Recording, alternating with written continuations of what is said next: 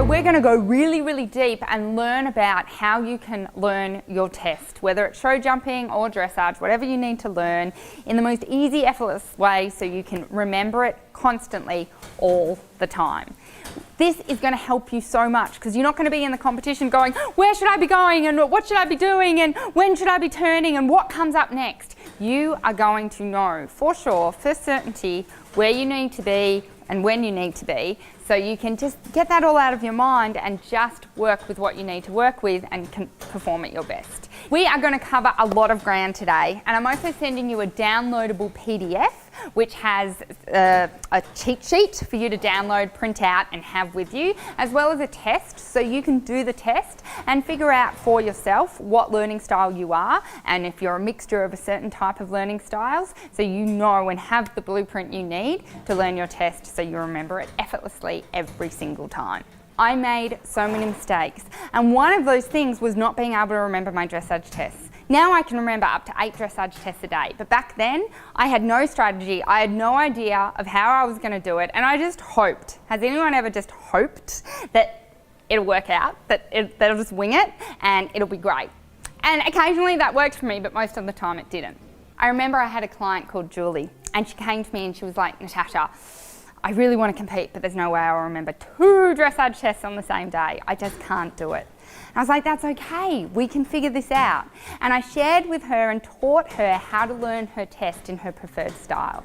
And she went out to the next competition and she didn't win. That would make the story too perfect. But she did place.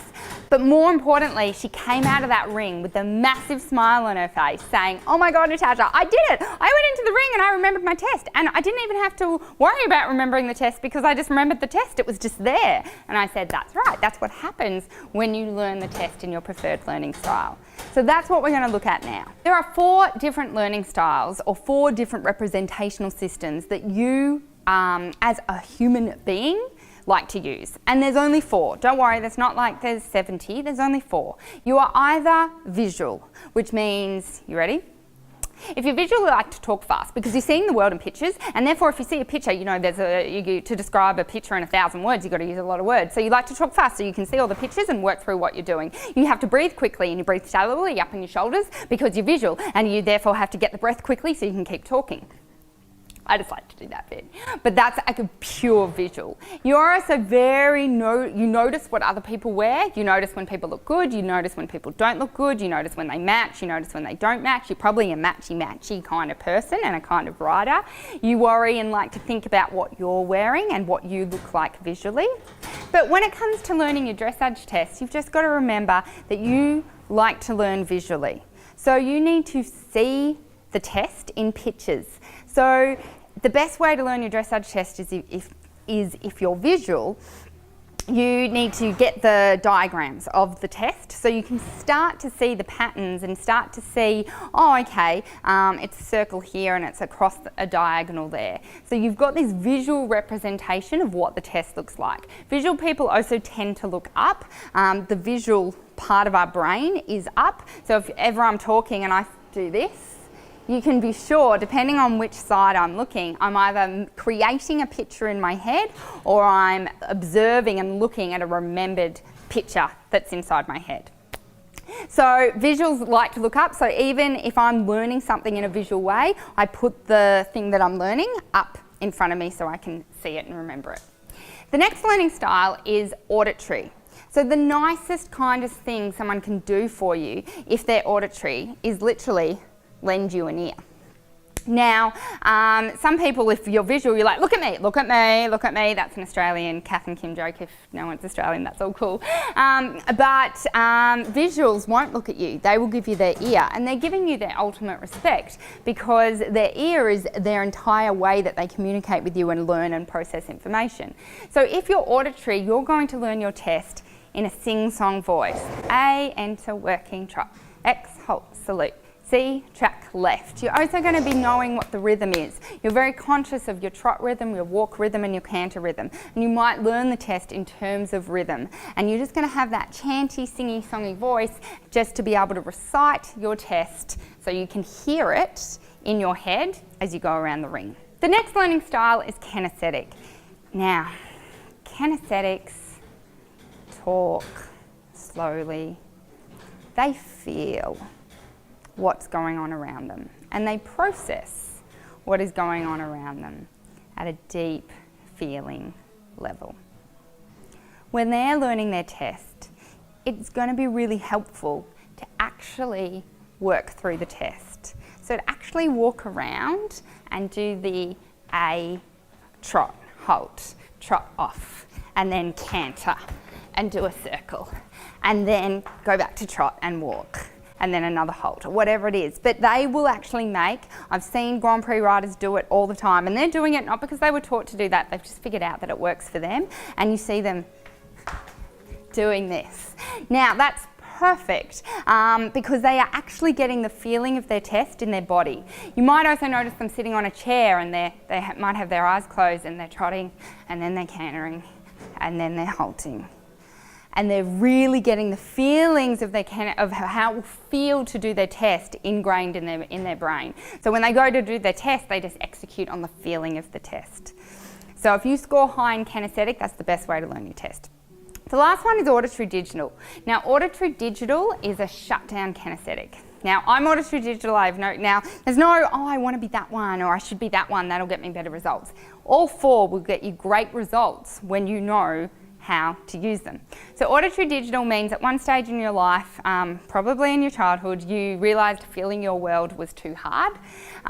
So you decided to shut down that part of you and discuss and process and experience your world in what made sense, what was logical, what had a system to it, and what just followed a step-by-step process. That meant that you were safe, that meant that you could proceed with life the easiest way without getting hurt. So auditory digital means you've got to look for the sequences and the systems and the processes in the test. So I always say I don't need to learn the whole test, I just need to learn half of it, walk, break, and do the same on the other side. Now, obviously not every test is like that, and a show jumping course isn't like that, but there are always little things, little steps or processes that you can go, yeah, it's always a circle and then it's always this. Like in a dressage test, we always come down the centre line, we always halt, and then we always keep going down the centre line and then turn left or right. That's a pattern. So all you got to do is start looking for the patterns and looking for the processes and not remember every stride of where you have to be, just the markers of where you have to be and what you need to be doing. So auditory digital is a great thing because you can also then just learn, well, it would make sense to canter now because you haven't cantered yet, and it would make sense to walk now and change the rein so you then can start to perform the sequence or the pattern on the other side. Now, like I said, there's no right or wrong with the four patterns. You just need to know what works for you. And you might be a combination of both. I said I'm very auditory digital and I'm very visual. I have no kinesthetic in me whatsoever. I've really had to train kinesthetic in me so I can be a better coach and help riders that are very kinesthetic. But naturally, it's not there. So it's auditory digital and visual, and I don't really have much auditory either. So when you go and do the test, now this isn't a comprehensive test, it's just a bit of a play thing. So I want you to make sure that when you do the test and there's a high score in a couple, that's fine. That means that you can resonate with a lot of them, and that just means use the strategies for all of them. Like to learn my test, if it's a big comp, I use all four. I will literally go around my living room and go around in the stable just before I'm about to do my test, riding through the test. I will visualise it and ride it through my body. I will have my sing-song, A, enter, work and trot, X, halt, salute, C, track, left. I will see the patterns in my head and I'll see myself ride it. I have everything. And that's what I suggest. If you really want to remember your test and you really want to make sure, as long as none of if one of them you just go, that won't work for me, then don't do it. But if all of them work for you or some of them work for you, use them. Okay, so I know we've covered a bit of ground, I've taught you some new stuff. You're okay. I just want to reassure you and let you know that this isn't hard, this isn't complex, and when you see the downloadable guide, you will know what I mean. Now, the other thing is you don't have to do it all at once. If it is overwhelming and it is scary, just go, I'm going to learn my test one way visually for this week. And then the next week, you're going to learn it kinesthetically. And the next week, auditorily, and then the next week, auditory digital. And just play with it and figure out what works best for you. Now, I know you might be sitting there going, it's all very fine and well for you, Natasha, but I'm old and I don't have a good memory. Now that's fine, I don't have a good memory either. Ask my husband, how often do I remember to take out the trash? But what you need to remember is I'm not asking you to use your memory. I'm asking you to access your learning style so you will naturally remember. Do you remember when you have an amazing day? Do you remember how good a good steak tastes?